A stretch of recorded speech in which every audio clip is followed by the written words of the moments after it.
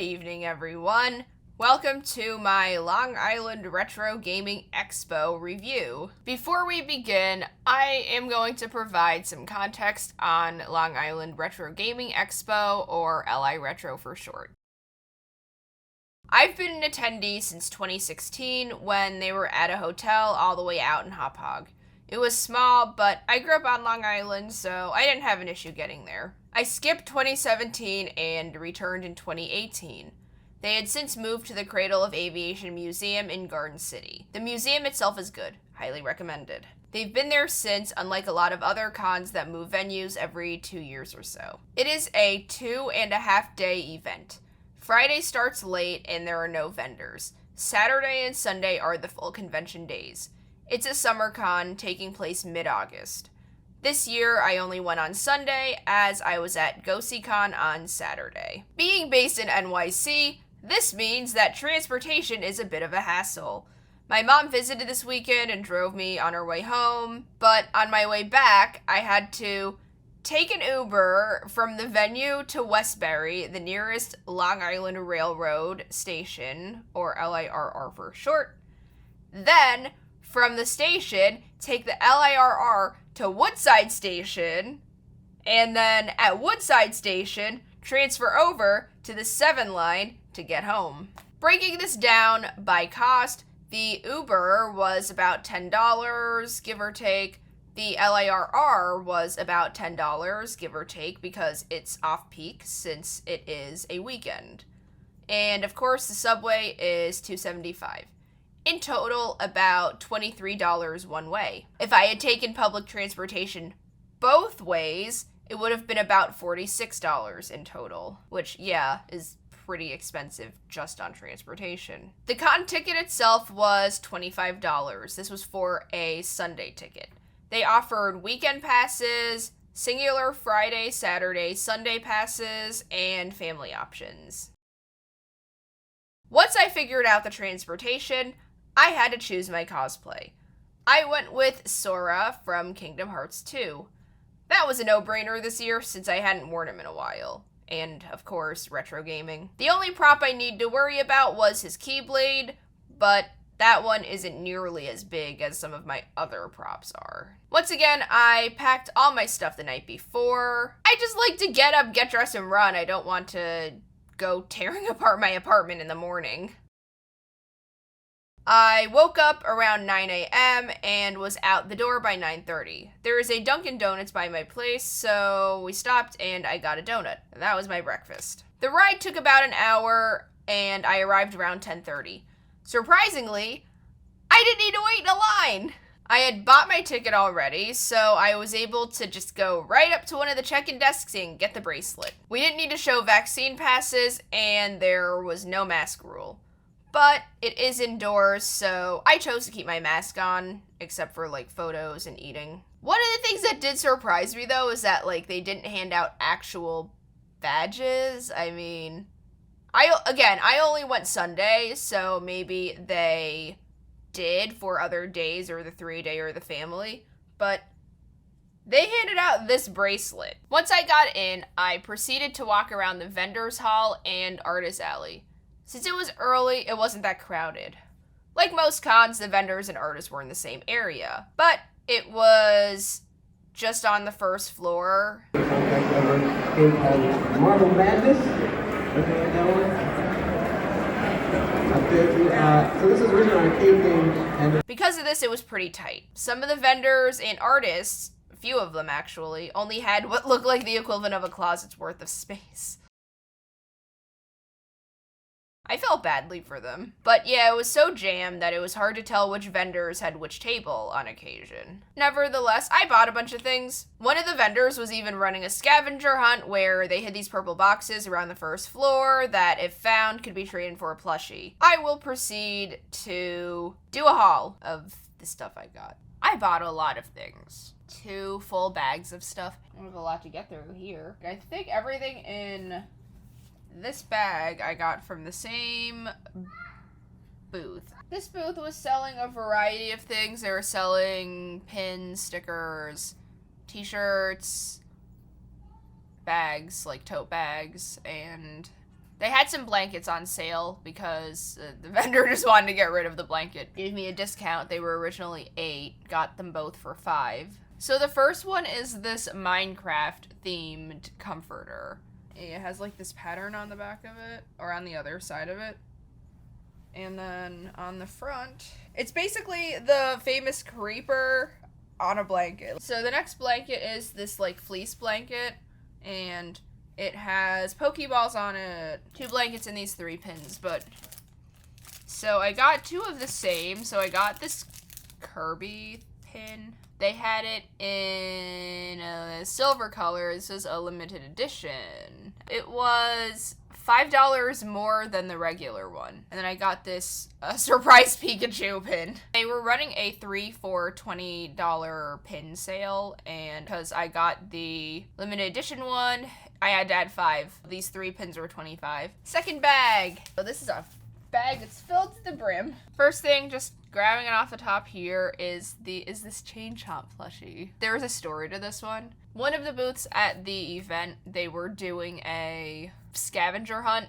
So they had like these purple boxes. It had a note like, oh, this is for the scavenger hunt. If you found one of those boxes, they would give you a prize, and they had an assortment of Mario themed plushies to choose from. So I chose a Chomp. I don't think I've ever seen a Chomp plushie before. Apparently it was a hot commodity because the guy was like, oh yeah, you just got the last one. And I was like, okay, cool. One of the booths was selling Mario and Kirby plushies. I got a Kirby for one of them. Look at it. Isn't it cute? Ever since the Forgotten Land came out, I've just been head over heels for it. I'm like rushing to find all the Kirby merch now. Again, a hot commodity because I got the last one. I got a tiny Kirby from one of the other booths. I'll hang it from one of my bags. I got this as well, a Mega Charizard X plushie. I saw this and I was like, I need it. Yay, more plushies for my apartment. The next one I got is this rainbow Harley Quinn. I just saw this plushie sitting on the floor. I was like, oh, okay. I originally thought that someone had bought it from a different booth and just left it there because that happened earlier. Finishing off the plushies, I got this rainbow pastel, not really rainbow, but pastel narwhal. I go to Parsons School of Design, and their mascot is a narwhal. Next up, I got 2 figures. So the first figure is Todoroki from My Hero Academia. I like having merchandise of characters I cosplay. Got this one, which is Enmu from Demon Slayer. I cosplay Enmu. Oh, it comes like this. I have to put it together. There is his torso. There are his legs. And here is a stand. Okay, so this is what it looks like put together. And that's what it looks like with the stand. Next up, Enmu. I almost just cut my finger using an X-Acto knife. So this was a little different in that it is already fully assembled, aside from the stand. This is a stand, and this is the figure itself. There are 2 different holes, one big and one small. This is what it looks like put together. I have these like folders that I got off of Amazon. They're A4 size, so you could fit pretty big pieces of paper in there. It even holds some of my other personal items like my motion sickness gum. But the next item that I bought is... everything just fell out of the bag because it's on my lap, but I didn't zip it up.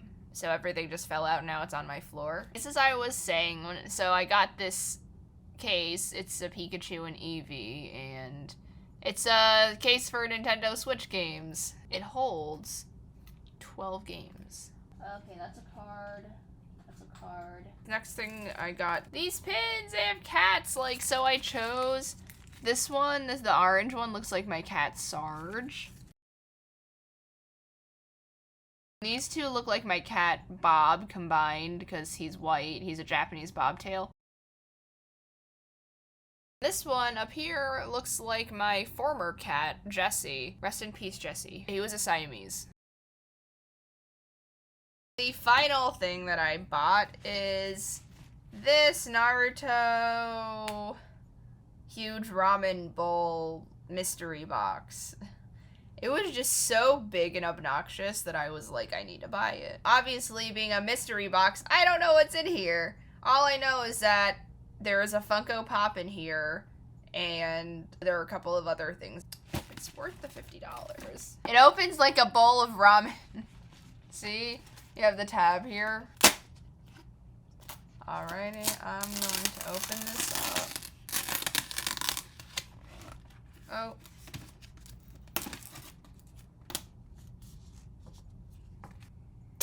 So the top is decorated with cardboard ramen.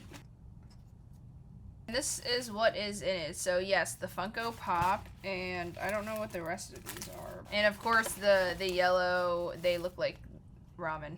It's really cute. We have a Funko Pop, a sticker, some pins, and a lanyard. This is what the sticker looks like. The next thing, we got these pins. Third, we got this lanyard. It's a basic lanyard, but you can put like an ID card or a badge or something in here, or you can just take it off and just use the lanyard when you go to cons and stuff. Finally, Funko Pop of Kakashi. I cosplay Kakashi too.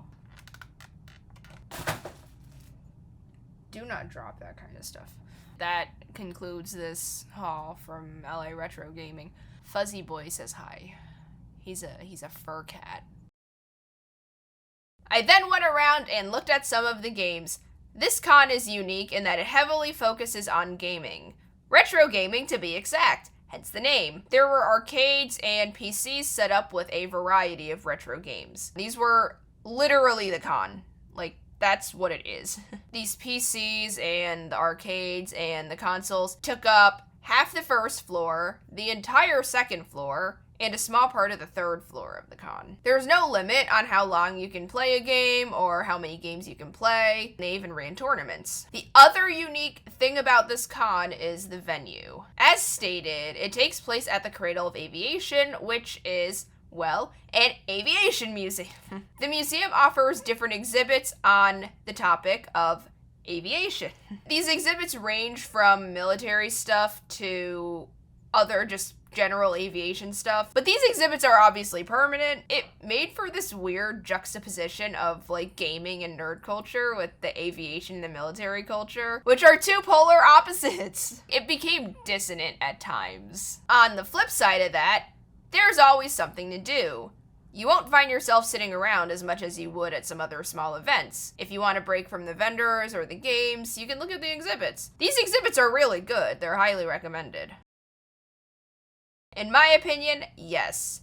But it's a small con. The Cradle itself is not that big of a building. You really only need to go one day, and personally I'd choose Saturday over Sunday just because there's more going on. The vendors are the same between the days, so going twice would just be redundant. It seemed more organized than some of the other cons I've been to recently, but the bar is really low. The bar it's on the floor. That's how low it is. If you're super into retro gaming, even better. Their expansive collection of retro games makes it worth the ticket and travel costs. You're only limited by the con hours, so play your heart out. You also get admission to the museum. Definitely worth the money. I went Sunday, so like most cons, it was more family oriented. I can't speak for Saturday, but I'd assume it's similar based off of the photos I've seen from my friends. I'd feel comfortable bringing a child here easily. The food seemed a bit cheaper than most cons, but it is still a con, so it was still expensive. Like my Gatorade, this one was $3. I didn't get any food because I was not hungry. On a scale of 1 to 10, a solid 8 out of 10. Definitely worth checking out, worth your time, money, and energy.